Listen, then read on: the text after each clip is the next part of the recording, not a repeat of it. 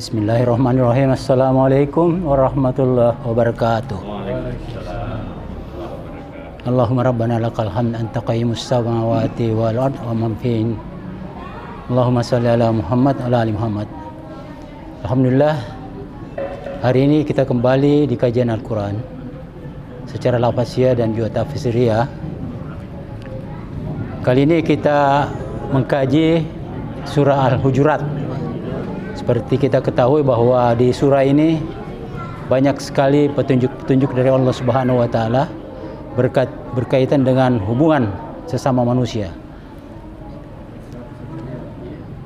Yang kita bahas adalah dari ayat 1 sampai dengan ayat 5. Ya, kita lakukan dulu secara lafaziyah, dan sebelum kita mengkajinya, terlebih dahulu kita membacakan ayatnya secara bersama-sama.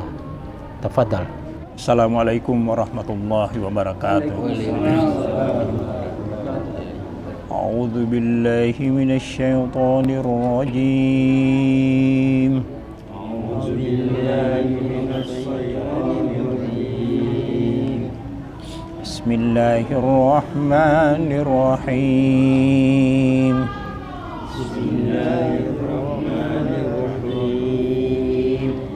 يا أيها الذين آمنوا لا تقدموا بين يدي الله ورسوله يا أيها الذين آمنوا لا تقدموا بين يدي الله واتقوا الله إن الله سميع عليم واتقوا الله إن الله سميع عليم يا أيها الذين آمنوا لا ترفعوا أصواتكم فوق صوت النبي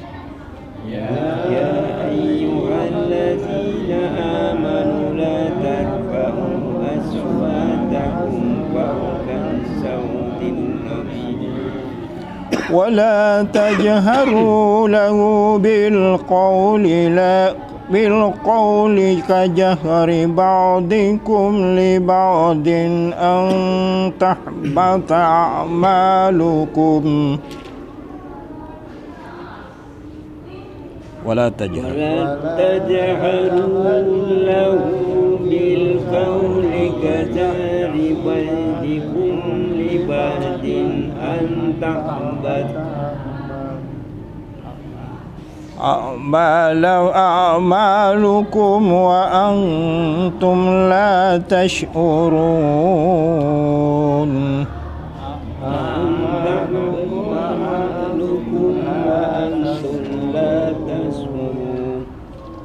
إن الذين يغضون أصواتهم عند رسول الله إن الذين يغضون أصواتهم عند رسول الله أولئك الذين امتحن الله قلوبهم للتقوى أولئك الذين امتحن الله قلوبهم للتقوى لهم مغفرة وأجر عظيم لهم مغفرة وأجر عظيم إن الذين ينادونك من وراء الحجرات إن الذين ينادونك من وراء الحجرات أكثرهم لا يعقلون أكثرهم لا يعقلون ولو أنهم صبروا حتى تخرج إليهم لكان خيرا لهم ولو أنهم صبروا حتى تخرج إليهم لكان خيرا لهم والله غفور رحيم والله غفور رحيم صدق الله العظيم. Assalamualaikum warahmatullahi wabarakatuh. Alhamdulillah alladzi hadana li hadza wa ma kunna linahtadi laulan ahdanallahu. Asyhadu an la ilaha illallah wahdahu la syarika lahu wa asyhadu anna Muhammadan abduhu rasuluh. Allahumma shalli ala Muhammad wa ala ali Muhammad. Bapak-bapak saudara sekalian, kita kali ini memulai kajian pada surah Al-Hujurat ayat 1 sampai 5. Baik, 1 sampai 5 ya. Al-Hujurat surat ke-49 pada juz 26. Baiklah kita memaknai secara lafaziyah. Ya ayyuhalladzina amanu. Nah, ini sangat banyak diulang dalam Al-Qur'an, seruan kepada orang yang beriman. Jadi ini ditujukan kepada orang yang beriman. Wahai orang-orang yang beriman, la tuqaddimu baina yadayillahu. La tuqaddimu baina yadayillahi. Janganlah engkau mendahului, ya, janganlah engkau mendahului di hadapan Allah dan Rasulnya. Jadi jangan overacting. Ya. Jangan engkau mendahului di hadapan Allah dan Rasulnya. Wattaqullaha, dan bertakwalah kepada Allah. Innallaha, sesungguhnya Allah sami'un, maha mendengar, alim, maha mengetahui. Jadi segala perbuatan itu tidak ada lepas dari pengetahuan dan pengamatan Allah. Kemudian pada ayat kedua kembali diserukan kepada orang-orang yang beriman. Ya ayyuhalladzina amanu la tarfa'u, janganlah engkau meninggikan aswatikum, suaramu, ya, fawqa sautin nabi, melebihi suara nabi. Ya, jadi harus ada skala suara, ya. Wala, dan jangan pula wala tajharu, janganlah engkau berbicara secara kasar, secara besar, lahu bil qauli. Jadi janganlah engkau berkata kepadanya dengan suara yang keras. Ya. Jadi kepada Rasul itu ada adabnya. Tentu saja ini juga berlaku juga kepada kita, pada seorang ulama, ustaz atau pemimpin. Nah, itu. Ya. Janganlah engkau mengeraskan suaramu. Ya. Kajahri, seperti kerasnya suara ba'dikum li ba'din, seperti kerasnya suara kepada satu sama lain. Kita punya teman-teman kan, kita biasa itu berteriak-teriak itu. Nah, itu di hadapan Rasul itu ada adabnya, tidak boleh begitu. Iya. Kemudian antahbata, jangan sampai tahbata itu hilang, terhapus. A'malakum, ya, pahala amalanmu, pahala malam kalian. Wa antum, dan kalian la tasyurun, tidak sadar. Ya, ini tidak sadar. Dan ini merupakan ayat. Jadi kalau merupakan ayat itu perintah, ya. Ya. Kemudian pada ayat ketiga, innalladzina, sesungguhnya orang-orang yang yaguduna yang merendahkan, ya, yaguduna aswatahum, merendahkan suaranya inda Rasulillah, di hadapan Rasul Allah. Ulaika, mereka itulah, ulaika alladzina tahanallahu qulubuhum, itulah orang-orang yang telah diuji hati mereka oleh Allah, ya, littaqwa, untuk bertakwa.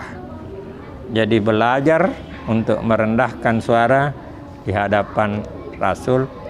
Apabila bersikap demikian, maka itu adalah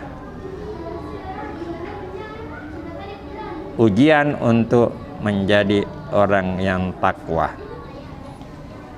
Inna, ini penekanan sesungguhnya. Innal ladzina, sesungguhnya orang-orang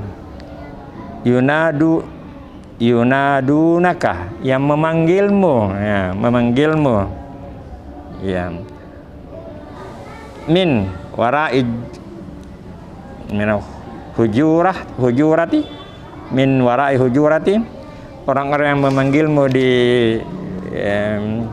di balik, ya, di balik